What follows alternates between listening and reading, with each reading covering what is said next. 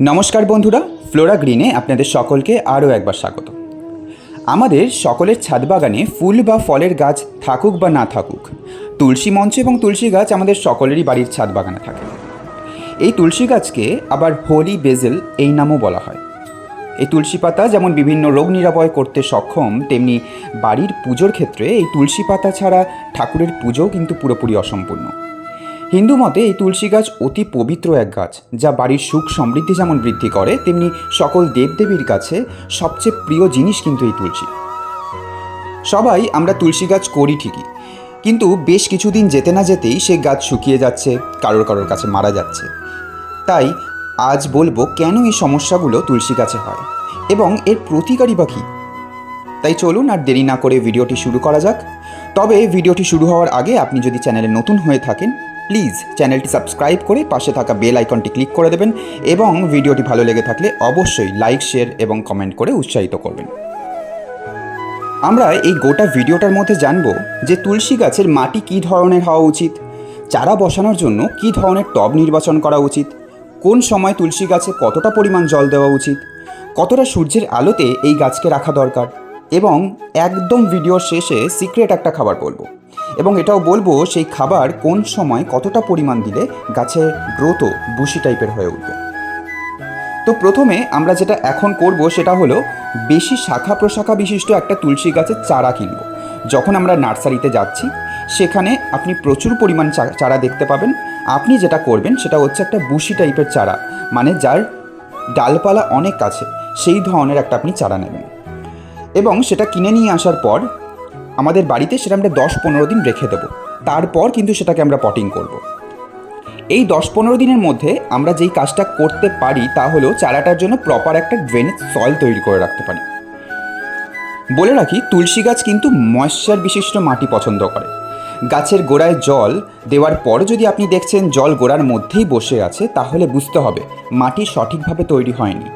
এর থেকে গাছের গোড়া পচতে শুরু করে এবং ফাইনালি গাছটা শুকিয়ে মারাও যেতে পারে। তাই দেখা যাক তুলসী গাছের জন্য কি কি দিয়ে এবং কতটা পরিমাণ মিশিয়ে মাটিটাকে আমরা তৈরি করব। যদি আপনি দুটো তুলসী গাছের জন্য মাটি তৈরি করেন, তাহলে নেবেন একটা টব মাটি, বাগানের ঝুরঝুরে মাটি এক্ষেত্রে নেবেন। হাফ টবের একটু বেশি নেবেন বালি, আর হাফ টব মতো থাকবে কম্পোস্ট। এখানে ভার্মি কম্পোস্ট, পাতা পচা সার বা কেঁচো সার যেটাই আপনাদের কাছে আছে আপনি সেটাই ব্যবহার করতে পারেন। এই যে মাটি, ভার্মি কম্পোস্ট এবং বালি আপনারা নিলেন, এটা কোনো একটা পাত্রের মধ্যে ভালো মতো ঢেলে উল্টে পাল্টে ভালো করে মিশিয়ে নিন, যাতে সব কটা উপাদান ভালো মতো মাটির সাথে মিশে যায়। এবং তারপর পাত্রটাকে সরিয়ে 15 দিনের জন্য কোথাও রেখে দিন। এই 15 দিনের মধ্যে কম্পোস্টটা মাটির সাথে ভালো মতো যেমন মিশে যাবে, ঠিক তেমনি মাটির উর্বরতাটাও অনেকটা বেড়ে উঠবে। এখানে কম্পোস্ট যেমন গাছের খাদ্যের যোগান দেবে এবং মাটির উর্বরতাটাকে বাড়াবে, ঠিক তেমনি বালি কিন্তু টবে যাতে জল না জমে থাকে সেদিকেও লক্ষ্য রাখবে। 15 দিন পর দেখবেন মাটিটা অনেকটা হালকা হয়ে গেছে এবং এই হালকা মাটিটাই কিন্তু আমাদের প্রয়োজন যখন আমরা কোনো গাছকে পটিং করব। এখন আমরা 8 ইঞ্চি মাপের একটা টব নিয়ে নেব। টব যখন কিনবেন তখন দেখে নেবেন যে মাটিতে বসালে সেই টব যেন মাটির লেভেলের সাথে সমানভাবে থাকে এবং নিচে টবের হোলটা যেন ঠিকঠাক থাকে। এবার একটা খোলামখুচি বা পাথরের টুকরো দিয়ে নিচের টবের হোলটা বন্ধ করে দিয়ে সেই মাটিটা যেটা আমরা তৈরি করেছিলাম সেটা হাফ টবের বেশি আমরা দিয়ে দেবো। এবার আমাদেরকে গ্রো ব্যাগটা কাটার পালা। আপনারা সবাই জানেন যে কাঁচি বা ব্লেড যেটা দিয়েই আমাদের কাটতে হবে না কেন গ্রো ব্যাগটা, সেটা আমাদের ভালো করে স্যানিটাইজ করে নিতে হবে, কারণ জীবাণুমুক্ত করাটা প্রথম কাজ। তো তাই জন্য আমরা স্যানিটাইজ করে নিয়ে গ্রো ব্যাগটা দুধার দিয়ে আমরা কাটবো, যাতে খুব অনায়াসে গাছের চারাটা গ্রো ব্যাগ থেকে উঠে আসে। এবার এই চারাটাকে আমরা টবের মধ্যে বসিয়ে বাকি সয়েল মিক্সটা আমরা দিয়ে দেবো এবং ভালো মতো জল দিয়ে আপনারা 5-4 দিন কোনো একটা শেডেড এরিয়াতে রেখে দিন এবং তারপর সেই গাছটাকে আপনি প্রপার সানলাইটে নিয়ে আসুন। এই তুলসী গাছকে আপনি ইনডোর এবং আউটডোর দু জায়গাতেই রাখতে পারেন, তবে তুলসী গাছকে প্রপার সানলাইটে রাখাটাই ভালো। যদি আপনি এই তুলসী গাছকে ওপেন ছাদে রাখেন তাহলে সেটা তার গ্রোথের জন্য খুব ভালো হয়। এখন আপনাদের বলি এই গাছকে কতটা পরিমাণ আমরা জল দেব। যখন দেখবেন গাছের মাটি এরকম ভেজা ভেজা, তখন এক্সট্রা করে জল দেবেন না। যখন মাটি দেখবেন শুকিয়ে গেছে, মাটির মধ্যে একটা শুকনো ভাব এসেছে, তখন গোড়ায় 1 মগ করে জল দিয়ে দিন এবং গাছটিকে পাতা সমেত পুরো স্নান করিয়ে দিন। 40 দিন পর আমরা আমাদের এই চারাটাকে প্রথম খাবার দেব।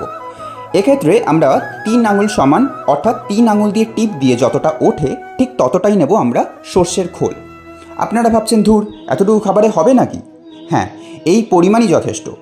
অত্যধিক পরিমাণ না দিয়ে এর সাথে আমরা দেব 6 থেকে 7টা দানা ডিএপি, যেটাকে আমরা ডাই অ্যামোনিয়াম ফসফেট নামেও চিনে থাকি। এর মধ্যে ফসফরাস যেমন পাবে গাছ, ঠিক ততটাই নিউট্রিশনও গাছ পাবে। গাছ নতুন নতুন পাতা ছাড়তে শুরু করবে। এবার এই মিশ্রণটাকে টবের ধার বরাবর ভালোভাবে শুধু ঘুরিয়ে দিন।